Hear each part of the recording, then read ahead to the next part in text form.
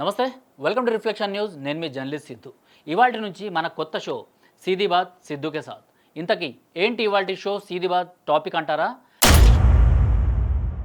మన రెండు తెలుగు రాష్ట్రాల్లో గత కొన్ని రోజులుగా రచ్చలేపుతున్న టాపిక్కే పాస్టర్ ప్రవీణ్ పగడాల మృతి. ఆయనది హత్య అంటారా, యాక్సిడెంట్ అంటారా, అది ఇది కాదు డ్రంక్ అండ్ డ్రైవ్ అంటారా, ఏదైనా అవ్వచ్చు.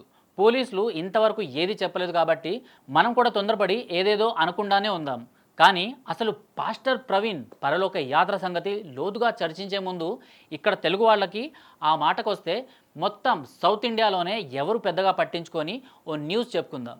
అదేంటంటే పాస్టర్ భజీందర్ సింగ్. మధ్యలో ఈ బజ్జీ ఎవరు అంటారా? నార్త్ ఇండియాలో క్రిస్టియన్ ప్రీచర్.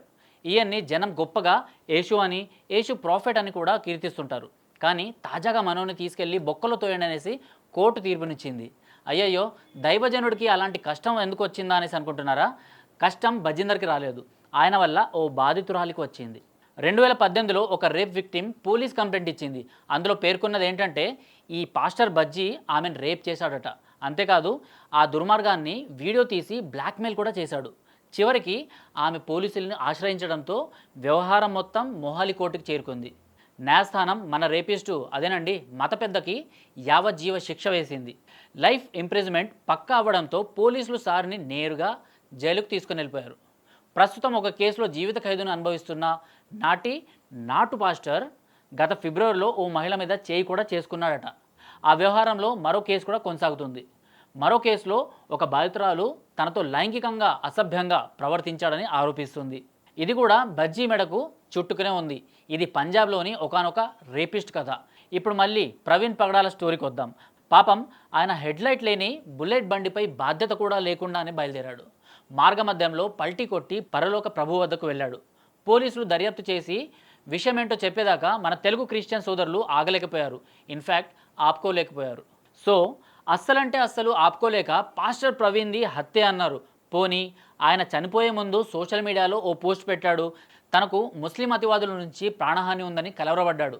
ప్రవీణ్ పగడాల వీడియోలు ఇంటర్నెట్లో చూస్తే కనుక మనకు ఆయన ఎంతటి జ్ఞానో, ఎంతటి కరుణామయుడో, ఇంకెంతటి సంస్కారవంతుడో ఇట్టే తెలిసిపోతుంది.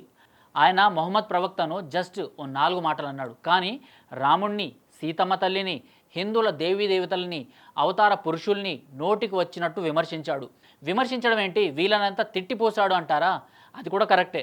మన మతాల్ని మనం తోడుకోవాలి కానీ ఇతర మతాల వారిని, ఇతర మతాల దేవతల్ని తిట్టిపోస్తే ఎలా? ముస్లింల ప్రవక్త గారిని కూడా కించపరచవద్దు కదా. అలాగే హిందువులు, ముస్లింలు, క్రీస్తును దూషిస్తే కూడా ఎవరమూ ఒప్పుకోము కదా. పాస్టర్ ప్రవీణ్ బతికుండగానే ఇవన్నీ పిచ్చ లైట్ తీసుకున్నాడు. ఇప్పుడు ఆయన్ని ఆడిపోసుకోవడం ఎంత మాత్రం సబబు కాదు. అయినా కూడా ఆయన చేసిన పరమత దూషణని చర్చించాల్సి వస్తుంది. ఎందుకంటే ఆయనది హత్య అయితే ఇతర మతాల వారు ఎవరైనా ఆయన్ని చంపేసి ఉండవచ్చు. అలా జరగవద్దు అంటే ఇప్పటికైనా కన్వర్షన్ మాఫియా కళ్ళు తెరవాలి. ఇతర ధర్మాల వారిని మోసంతో, ద్వేషంతో మన వైపు లాక్కుంటే మొదట సమ్మగా ఉంటుంది, కానీ తర్వాత ఏదైనా జరగవచ్చు. అలా అని మనం చట్టపరంగా నేరాలుగా పరిగణింపబడే పనుల్ని సమర్థించవద్దు. ఇంతకీ ప్రవీణ్ పగడాలది హత్యేనా? ఇదే ఇప్పుడు $1 మిలియన్ ప్రశ్న. ఒక దశలో హిందువులే మావాణ్ణి చంపేశారని ఊగిపోయిన క్రిస్టియన్ బ్యాచీలు ముస్లిం మత పెద్దలతో కూడా చేతులు కలిపారు. మీ డాడీ మా డాడీ అబ్రాహమే, మనం బరంపురం అన్నారు.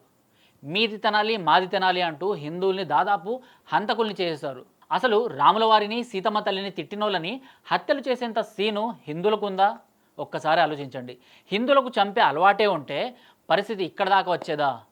సో తండ్రి ముస్లిం, తల్లి క్రిస్టియన్ అయినా హిందూ పేరు పెట్టుకున్న ప్రవీణ్ పగడాల హత్య అవ్వటమే అసాధ్యం. అది హిందువుల చేతిలో మరణించడం మరీ అసాధ్యం.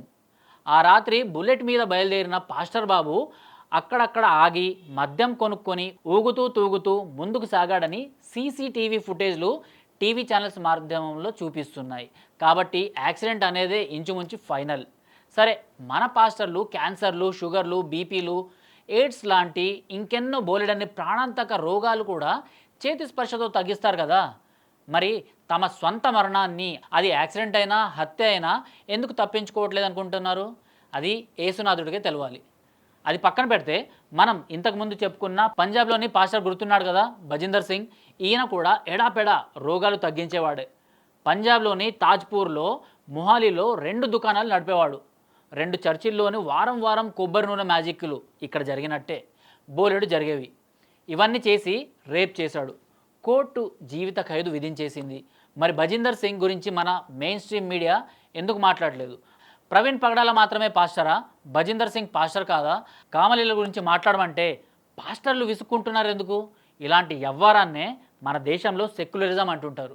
ఈ మధ్య కొన్నేళ్ల క్రితం బీఆర్ఎస్ పార్టీ అధికారంలో ఉండగానే వరంగల్లో సాయిబాబా ఆలయ పూజారిపై దాడి జరిగింది.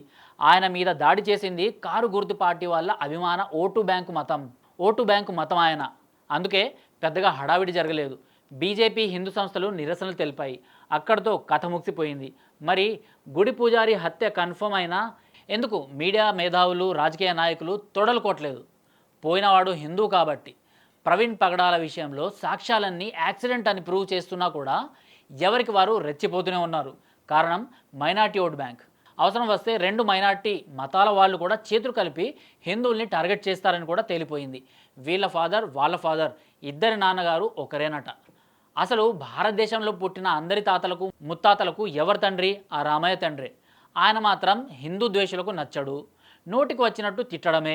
రాముల వారిని తిట్టిన ఒక ఆయన యాక్సిడెంట్లో పోయారు.